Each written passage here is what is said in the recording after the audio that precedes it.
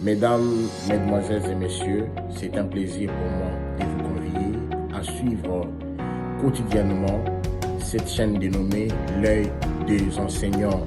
C'est une chaîne qui valorise l'enseignement, alors n'hésitez pas à vous abonner parce que c'est un cadre qui nous permettra à s'exprimer librement tout en dénonçant ce qui se passe dans notre pays sur le plan éducatif.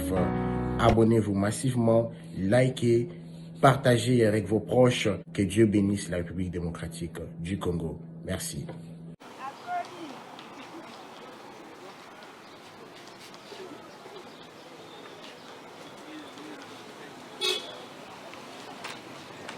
Chers fidèles téléspectateurs, nous sommes très heureux de vous savoir nombreux en train de nous suivre dans les cadres de votre émission sur votre chaîne YouTube L'œil des enseignants. Aujourd'hui, nous recevons pour vous Monsieur Émile.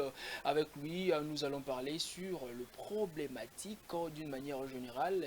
C'est tout ce qui fait du mal à toute le fille mère, le fille devenir mère avant l'âge. Nous sommes déjà, vous avez déjà remarqué sa présence, nous sommes déjà là dans son bureau, dans son bureau de travail, là où il reçoit tous les cas, là où il reçoit tout le monde. Si vous voulez nous contacter, vous voulez juste le voir, vous devez venir juste dans son bureau. Il est là chaque jour de 7h à 19h. Il est déjà avec nous sur notre plateau à qui nous disons bonjour messieurs. Bonjour monsieur, Comment allez-vous? nous allons bien. Vous allez bien par la grâce de Dieu. Nous parlons avec vous le problématique de fille-mère, mais nous allons d'abord commencer par votre portrait. Donc, de savoir qui êtes-vous, identifier votre entreprise, ce que vous faites, et puis nous allons tout petit peu entrer en ce qui concerne le problème des filles-mères.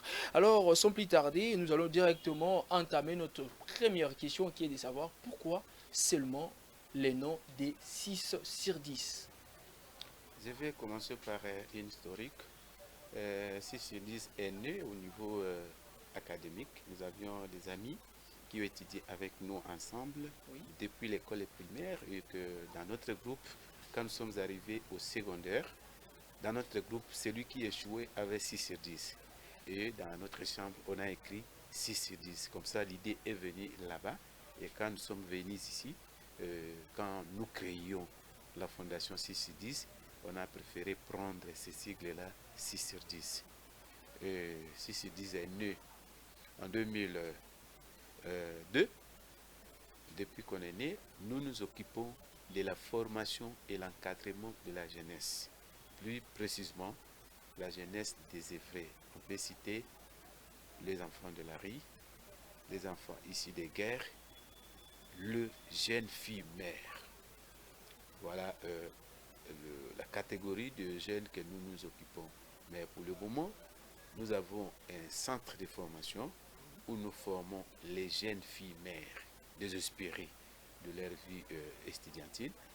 Nous les formons, nous leur donnons une formation en informatique, on leur donne une formation en hôtellerie, formation en restauration, et puis une formation, je disais la formation en restauration, la formation en hôtellerie, hôtesse d'accueil, informatique et des langues que nous leur apprenons aussi. Alors voilà, c'était d'une manière ramassée, donc ce qui concerne d'abord les noms et vous avez dit l'historique. Alors messieurs, qu'est-ce qui vous a motivé à prendre cette grande initiative? Nous faisons partie nous-mêmes, l'équipe de jeunes qui compose la Fondation 610 depuis le début. Nous faisons partie de l'université. On a constaté que les jeunes filles mères, les jeunes qu'on appelle communément ici chez nous à Kinshasa, parce qu'ailleurs ils ont d'autres noms, mais ici à Kinshasa on les appelle des enfants de la rue, ils souffrent terriblement. Les enfants ici de ces jeunes ont du mal à étudier parce que parfois les filles mères n'ont pas de l'argent, les enfants de la rue dont les parents ont peut-être de par leur comportement, de par des responsabilités des parents, les enfants se retrouvent dans la rue.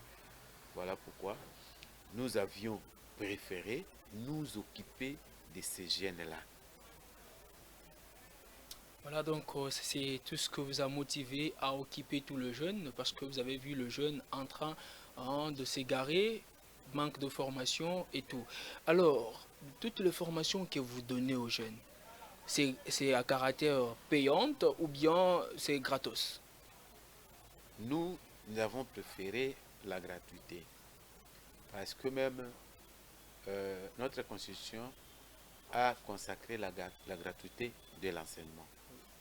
Bien que la gratuité n'était pas appliquée quand nous avons commencé à l'appliquer, on a préféré la gratuité parce que ces catégories de gens n'ont pas les moyens. S'ils n'ont pas étudié, c'est parce que peut-être leurs parents n'ont pas de moyens, peut-être leurs parents étaient des irresponsables et ils n'avaient pas les moyens pour étudier. Et voilà pourquoi nous avons préféré le faire gratuitement. Les cours que nous donnons, ce sont des cours pour donner un peu de travail à celui qui a manqué les études. Par exemple, si nous apprenons à une fille mère, nous l'apprenons la cuisine par exemple. Il ne va pas manquer du travail. Ici à Kinshasa, il y a des restaurants ça et là, il y a des hôtels ça et là. Elle peut manquer aujourd'hui, mais demain, elle ne pourra pas manquer du travail. Tout comme les jeunes garçons qui errent ça et là dans les rues, si on lui apprend par exemple l'hôtellerie, l'hôtesse d'accueil, la restauration aussi, donc il aura un peu de la valeur. En lieu place de déambuler ça et là, il va s'occuper d'un petit travail qu'il connaît, qu'on lui a appris, et c'est comme ça qu'il va commencer à nourrir surtout les filles mères, leur progéniture renouée par leurs progéniteurs. Alors, monsieur Émile, c'est bien d'apprendre, d'avoir ces genres des initiatives et donner la formation gratuite, comme vous venez de le dire là. Bon, c'est déjà inscrit dans notre constitution. Il faut qu'il y ait l'enseignement gratuit, mais on a dit l'enseignement de base. Alors, lorsque vous donnez toutes les formations comme ça, du genre gratos, où est-ce que vous prenez le moyen? Puisque la gratuité de l'enseignement, c'est l'État qui finance la gratuité de l'enseignement. Alors vous êtes indépendant, à ce que comme vous venez de dire, vous êtes indépendant. Alors où est-ce que vous trouvez le moyen pour former tous ces jeunes-là? Nous vous avions dit que nous sommes une organisation non gouvernementale, une association. Et nous-mêmes, nous venons de l'expérience de ce genre de vie. C'est comme ça qu'on a préféré donner ce que nous avons aux autres qui n'en avons pas. Dans la plupart des gens, ce sont des formateurs gratuits qui acceptent de donner ne fût-ce que quelque chose qu'il a dans sa tête à une autre personne qui n'en a pas pour lui rendre utile. Donc, nous n'avons pas de moyens à tirer ça et là. Jusque-là, nous n'avons pas encore de moyens. C'est pour cette raison nous avons des séries de formations intercalées. Si nous avons une formation en 2000, par exemple, on a commencé en 2002, et les faits, après 2002, nous avons un décalage parce que nous n'avons pas de moyens pour pérenniser et faire un cycle de formation. Voilà pourquoi les moyens, nous n'en avons pas. Et dans son temps, on avait fait appel à ces gens-là qui engrossent de jeunes filles. Ils sont nombreux parmi les responsables, les irresponsables, ainsi que tout le monde. Il y a beaucoup de gens qui ont aujourd'hui des moyens, mais qui se retrouvent dans ces cas-là. Il a engrossé une jeune fille, il a renoué. Mais il n'a pas marié, la jeune fille se retrouve avec un enfant et il n'a pas de moyens pour le faire étudier. Et nous appelons ces gens-là qui ont les moyens et qui se sont retrouvés dans ces cas-là de venir en aide. Donc nous sommes ici. Si vous vous retrouvez, vous dites que non, j'ai engrossé une jeune fille, j'ai engrossé, j'ai fait ceci, et que vous avez les moyens, nos adresses, nous allons vous les donner, nos coordonnées bancaires, nous allons vous les donner, nos coordonnées M-Pesa, pour que ne fût-ce qu'un petit rien, parce que ces jeunes filles, comment nous fonctionnons? Elles arrivent parfois par force. On les appelle, elles n'ont pas de transport, elles n'ont pas à manger, et parfois quand on les appelle, nous leur donnons aussi les transports. Nous donnons les transports aux formateurs. Mais la formation, elle est gratuite. Quelqu'un vient, il n'a pas de salaire, il vient, il donne, et celui qui vient recevoir, il reçoit gratuitement. Et parfois, nous, dans l'organisation de la Fondation C-Service, nous donnons parfois les transports aux formateurs et aux formés, aux gens qui viennent apprendre. Voilà pourquoi, jusque-là, nous n'avons pas de moyens. Nous faisons appel aux hommes de bonne volonté, aux bailleurs de fonds qui peuvent soutenir cette œuvre. Parce que les jeunes filles mères souffrent. Nous leur donnons parfois, après la formation, on donne ne fût que $20. Maman, somba tangouba, au tekaka, en les place, au sala vagabondage. Et parfois, nous les orientons. Si tu regardes ici, vous voyez que nous cherchons du travail, les services que nous offrons. Ça, c'est la Fondation C-Service. Donc, après formation, on peut les mettre dans des maisons des gens. Par exemple, celui qui a besoin d'une bonne, on lui donne. Celui qui a besoin d'une femme de ménage, celui qui a besoin d'un cuisinier ou une cuisinière, on lui donne. Les lavandiers, nous les formons. Après la formation, nos équipes se mettent sur le terrain pour leur chercher de l'emploi selon ce qu'il a été formé. Dans des hôtels, nous les amenons. Dans des restaurants, nous les amenons. Et c'est comme ça que nous faisons avec eux. Alors, d'une manière concrète, vous organisez quel genre de formation? La dernière formation que nous venons d'organiser fin 2017-2018, c'est la formation en restauration, hôtellerie et puis hôtesse d'accueil. Vous allez voir ici, les formations, nous avons sollicité des concours du ministère des Affaires sociales. Les brevets que nous donnons ici, que vous voyez ici, ce sont les brevets de la dernière formation. On travaille en collaboration avec le ministère des Affaires sociales. Nous nous formons gratuitement. Ça, c'est les brevets. Ils sont nombreux ici, elles sont nombreuses ici, hommes comme femmes. Ça veut dire jeunes filles mères, garçons qui n'ont pas eu l'occasion de faire de bonnes études, par exemple.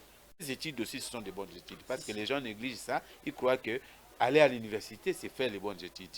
Or, il y a aussi des bonnes études ici. Vous allez à l'hôtel, vous avez fait l'université, il n'y a pas quelqu'un qui nettoie bien l'hôtel. Je ne pense pas que vous allez dormir là-bas. Et ces diplômes, vous le donnez aussi gratuit? Les diplômes, nous les donnons gratuitement. Mais, comme l'État congolais qui imprime, parce que ce n'est pas nous qui imprimons ces diplômes, les diplômes sont imprimés par le ministère des Affaires sociales. Ils demandent un minimum de $10 pour qu'ils puissent imprimer. Par diplôme. Pour qu'ils puissent imprimer les diplômes.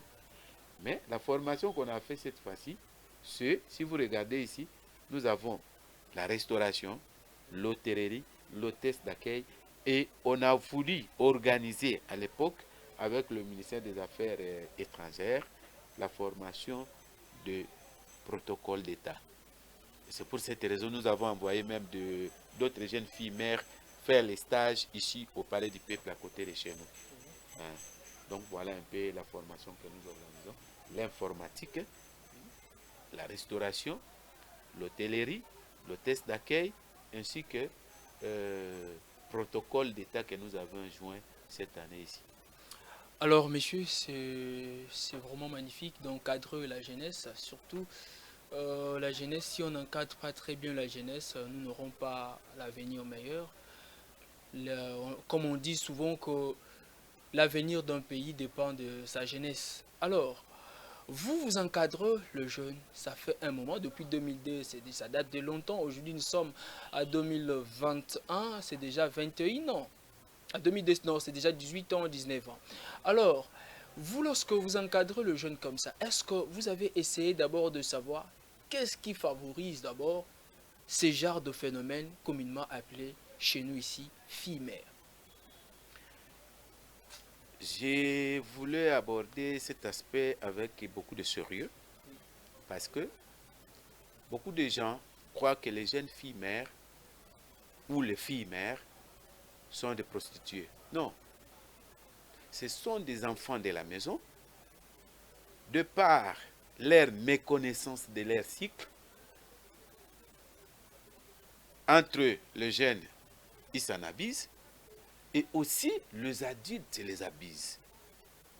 Une fois abusée, elle est enceinte, soit on renie, soit on fouille, soit on est irresponsable.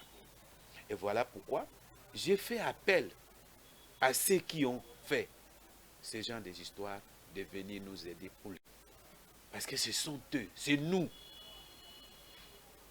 Le jeune, c'est nous aujourd'hui. Les grandes personnes, c'est nous, les parents, qui ont causé ces torts à ces jeunes filles. Voilà pourquoi nous les appelons. Venez soutenir cette œuvre. Ça va rendre les jeunes filles utiles. C'est vous qui les avez causés du tort. En son temps, tu étais jeune, tu as renié l'enfant que tu avais causé du tort. Mais aujourd'hui, tu es un cadre quelque part, tu travailles quelque part dans un organisme, dans l'État, et tu as les moyens. Venez soutenir cette œuvre parce que c'est vous qui avez causé du tort à ces jeunes et ça continue, c'est une continuité. Comme vous êtes bien aujourd'hui, là où vous êtes, je vous implore, venez soutenir cette œuvre parce que c'est l'œuvre que vous avez créée. Ces jeunes filles ne sont pas de coureurs de jupons, ils étaient chez eux à la maison, c'est nous qui les abusons. D'ailleurs, aux prochaines émissions, vous allez écouter les témoignages. Comment elle est arrivée avec 1, 2, 3, 4 enfants sans père. Elle était à la maison. Vous l'avez abusée. Et elle est à la maison avec un enfant. À la recherche de quoi nourrir son enfant. Elle tombe sur un autre monsieur qui en abuse aussi. Elle a 2 enfants. Elle a 3. Elle a 4 contre sa propre volonté. Voilà comment ça se présente. Alors, nous tendons vers la fin de cette émission, mais avant de nous séparer, vous avez pu remarquer, il y a quelques causes dont vous venez de citer là-bas. Alors, pour mettre fin à cela, quel projet avez-vous proposé pour mettre fin à tout cela, à mettre fin à tous les hommes qui pensent que non, aujourd'hui, si je rends une fille mère là comme ça, je vais l'abandonner et moi je pars. Parce qu'aujourd'hui, le phénomène fille-mère a prendre de l'ampleur au sein de notre société, ça il faut le dire. Alors, vous en tant qu'une structure qui encadre ce genre de jeunes, quel projet, vous envisagez mettre quel projet en place pour mettre fin à tout ce phénomène? Merci beaucoup pour cette question parce que c'est la question qui va essayer un peu de réduire les taux de filles-mères. Depuis l'année 2017, nous avons commencé à monter une structure avec, parce que nous avons à la fondation, nous avons nos avocats, nous avons essayé de faire quelque chose de défense pro-Deo. Défense pro-Deo signifie quoi? Les jeunes filles-mères, au cas où vous tombez enceinte de X personnes et qu'ils vous renient, vous venez chez nous. Nous avons des avocats qui vont vous défendre. Ils vont commencer par ce qu'on appelle réconciliation ou conciliation. L'avocat va se mettre à trouver la personne, lui montrer la gravité de ce qu'il a fait, lui ramener à prendre en charge ses responsabilités qu'il a établies chez la femme. Si le monsieur ne prend pas ses engagements, là, nos avocats pro-Deo, je le dis bien, nous, tout ce que nous faisons, c'est toujours gratuit. C'est au profit des jeunes filles mères et des garçons, qu'on appelle communément enfants de la rue, Kuluna. S'il y a Kuluna aujourd'hui, moi je vous dis, c'est pas volontaire. Imaginez-vous un enfant qui est né, qui passe toute la journée sans manger. Il veut prendre la nourriture, on lui interdit. Si lui à la maison, on l'a chassé. Vous croyez comment il va prendre ça? Il va prendre par force. Et lorsqu'il va prendre par force, on l'appelle Kuluna. Mais s'il y a, ici chez nous, il n'y a pas de foyers sociaux où on prépare pour tous ces gens-là qui n'ont pas de moyens venir manger. Mais cet enfant qui n'a pas mangé, Vous voulez qu'il aille manger où? Il vous pose la question, qu'on a lia au boy. À côté nanda ko pesa ngana lia, ba nanda ko kutu bango baliete. Batonité, bakopesa été. Vous voulez qu'ils se retrouvent? Alors, les enfants de la rue en question, là, vous les encadrez quelque part, les filles mères, là, vous les encadrez quelque part, ou bien ils habitent, chacun habite chez eux? Nous avons des activités que nous les occupons. D'aucuns, nous les occupons. Nous avons ce qu'on appelle des garages, des tournages. On les apprend. La mécanique, surtout les jeunes filles, les jeunes garçons qu'on appelle les enfants de la rue, ou les enfants égarés comme ça. Il y a des enfants qui viennent de Bandundu ici sans parents. Et parfois ils dorment dans des garages, dans des voitures qu'on a garées. On les récupère, on leur dit, venez, nous allons vous former. Et on leur forme en mécanique, on leur forme en électricité, on leur forme. Et il y a des uns, nous avons nos petites industries où nous produisons de l'eau en bidon, nous produisons de l'eau en sachet, on les occupe et on leur donne des petits pourcentages qui leur permettent de manger chaque jour et de s'installer. Aujourd'hui, les uns ont voyagé même en Europe. Nous avons des amis qu'on a formés chez nous.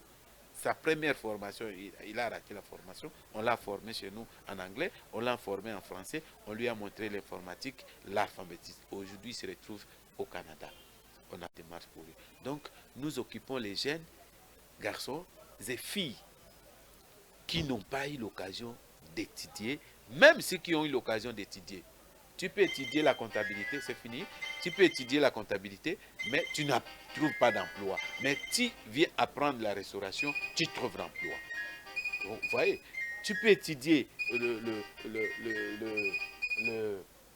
l'économie, mais tu ne trouves pas d'emploi. Tu viens chez nous, tu apprends l'hôtellerie, tu trouves l'emploi à l'air, tu trouves l'emploi dans des hôtels, tu trouves l'emploi ça et là. Donc même Voilà si pourquoi. les jeunes qui ne sont pas filles mères, un jeune qui vient de terminer son diplôme peut venir prendre la formation est gratuite. C'est gratuit. Nous avons même des licenciés qui viennent apprendre la cuisine, qui n'ont pas appris à l'université. Et ils se retrouvent à l'hôtel pour ne pas faire la promotion des hôtels parce que nous les avons placés ça et là. Et ils se retrouvent bien, sans tenir compte de son diplôme. Voilà. Donc, nous formons tout le monde. Mais nous avons la spécialité de former les jeunes filles mères et d'autres enfants. Alors, monsieur Émile, ça a été toujours un réel plaisir pour moi. Hein? Ça a été toujours un réel plaisir pour moi, mesdames et messieurs, de vous servir. Et un grand plaisir aussi de recevoir pour vous le grand monsieur sur ce plateau pour parler de beaucoup de sujets.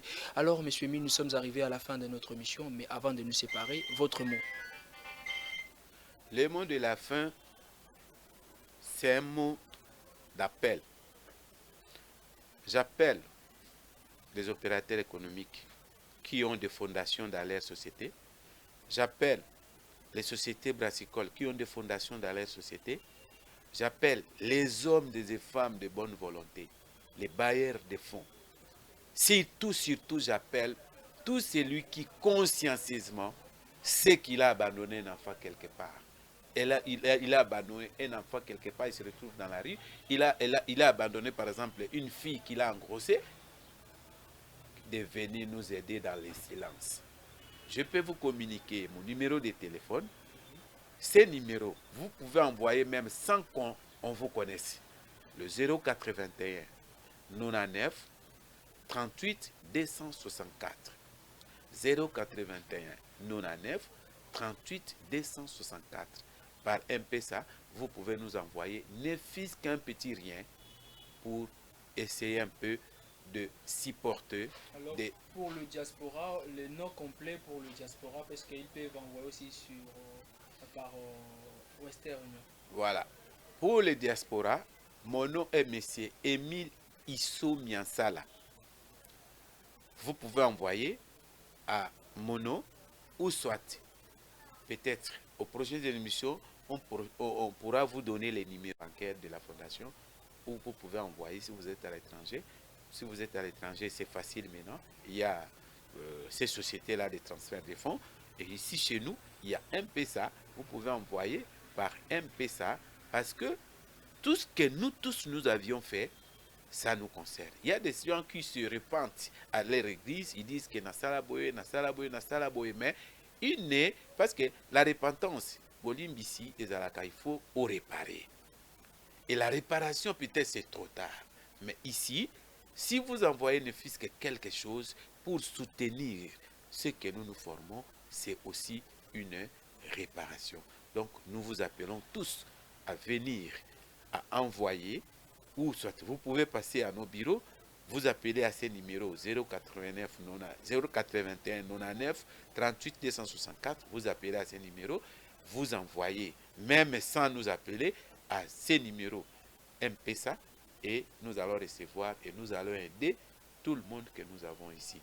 Ici, je peux vous montrer même ici, dans nos livres ici, nous avons une longue liste de filles mères.